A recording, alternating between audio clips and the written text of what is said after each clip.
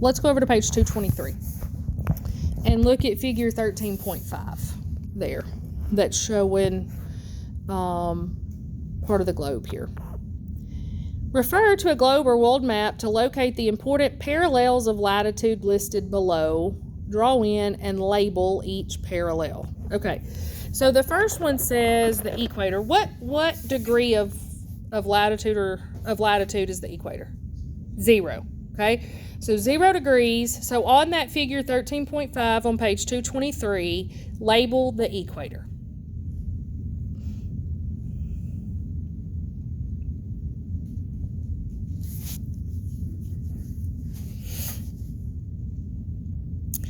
Okay, the next two are Arctic Circle and Antarctic Circle. So Google the latitude for the Arctic Circle.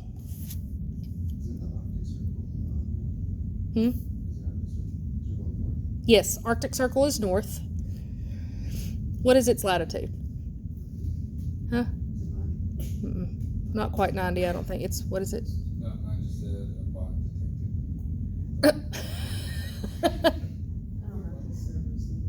You don't have good service? All right, so somewhere about 66 degrees north latitude, and you can estimate, draw you a little line up there and write Arctic Circle.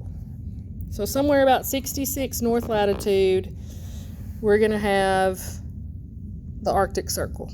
And then the Antarctic is on the southern side, and it's going to be the exact same. So down it's about 66 degrees south latitude.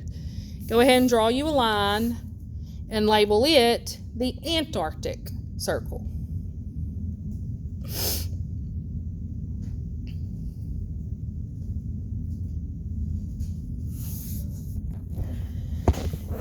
Then you're going to look at the Tropic of Capricorn and the Tropic of Cancer. And those are given for you back over on page 222. The Tropic of Cancer is 23.5 north latitude.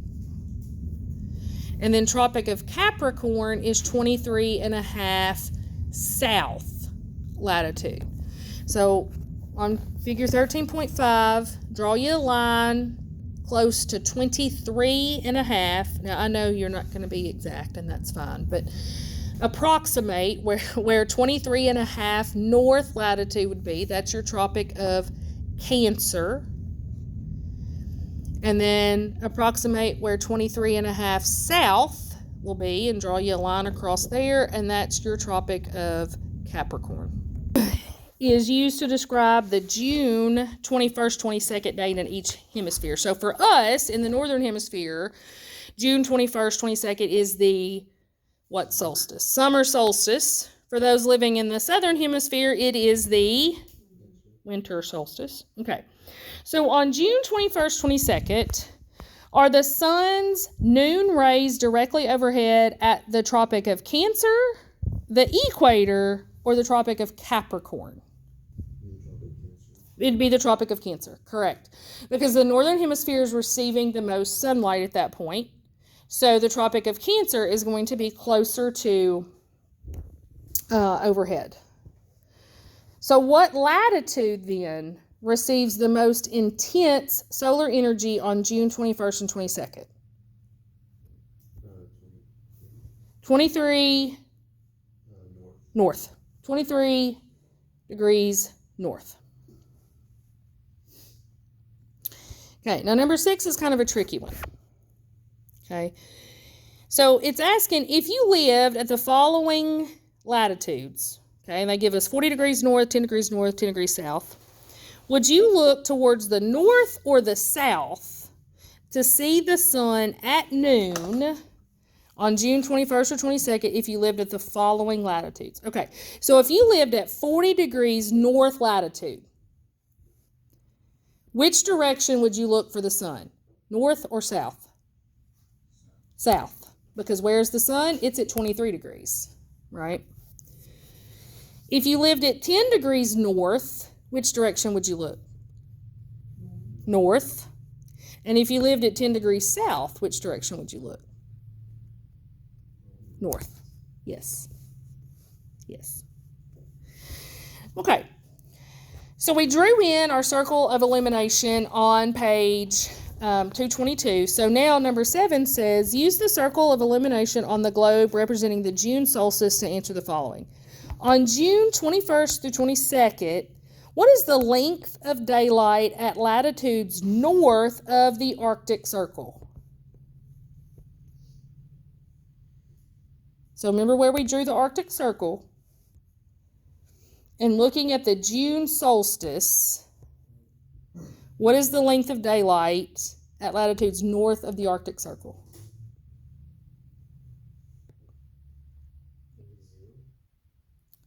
Okay, look at where the sun's coming in. Find your Arctic Circle.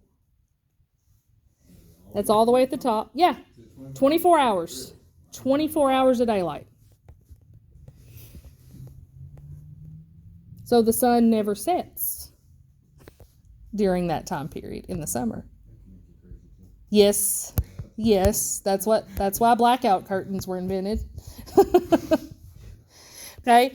On June 21st, 22nd, what is the length of daylight at latitude south of the Antarctic Circle? 0. Yeah.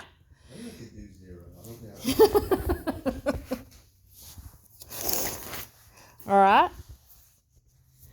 So over on 224, they provide us with a table here. Table 13.1 provides us with length of daylight at different latitudes. Okay. And we are looking at certain latitudes here. Provide the length of daylight for each of the following latitudes on June 21st and 22nd. Okay. So if you're at 90 degrees north latitude, okay, how much daylight are you going to have? 24 hours. 24 hours. Okay. If you are at 40 degrees south latitude, how much are you going to have? 9 hours. Because remember, if it's at south, it's the winter solstice. So you're going to have 9 hours. And how many minutes? 8 minutes. Okay. What about 40 degrees north latitude? 14 hours and 52 minutes. And then 0 degrees. 12 hours. So if you're at the equator, it's 12 hours. Whether it's the summer or winter solstice. All right. Now, questions 9 through 13 refer to the December solstice position of Earth. And again, back on figure 13.4. So the December solstice in the northern hemisphere, what's it called?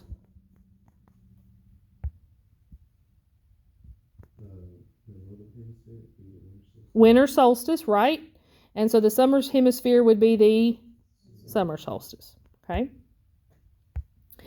At what parallel of latitude, Tropic of Cancer, Equator, or Tropic of Capricorn, are the sun's noon rays directly overhead in December? Capricorn, exactly. Because now we're looking at the southern hemisphere. So then which hemisphere, northern or southern, receives the most intense solar energy? Southern, exactly. If you lived at the equator on December 21st and 22nd, would you look toward the north or the south to see the sun at noon? South. Yep. Okay, so we're going to use 13.1 again for December. So 40 degrees south latitude, how much daylight would they have? It'd be 14 because now we're in the south, so that's their summer. So it would be 14 hours and 52 minutes. What about 40 degrees north? 9 hours and 8 minutes. 90 degrees south? 24 and 0. 12. Yep. All right, so now we get to the equinox portions. Okay. For those living in the northern hemisphere, what terms or seasons are used to describe the following dates? So March 21st for us in the northern hemisphere is which equinox? Spring.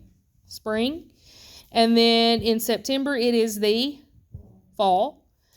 And then number 15 asks the same question, but for those living in the southern hemisphere, so March 21st would be fall, and September 22nd would be spring. Okay. Now, on the equinoxes, okay, so 16, on the equinoxes, at what latitude are the sun's noon rays directly overhead for the equinoxes? The equator, exactly. And what degree latitude is that? Or what? 0. Yep. And then 17, what latitude receives the most intense solar energy on those days?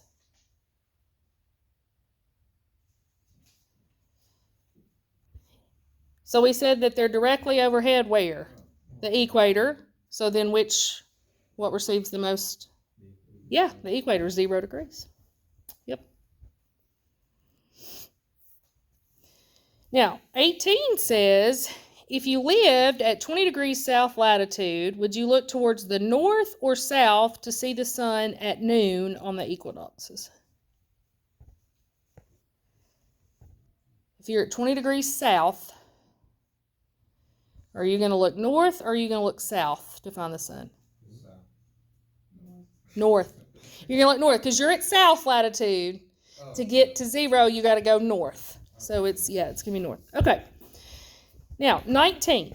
What is the relationship between the North Pole and the South Pole and the circle of illumination on March 21st and 22nd? So if we look back over at our diagram on our equinoxes, and we look at the circle of illumination, okay, so does it pass through, so it wants to know what is the relationship between the North Pole and the South Pole and the circle of illumination. So basically it's wanting to know, is it focused on the North Pole? Is it focused on the South Pole? Is it focused on neither? Or does it go through both?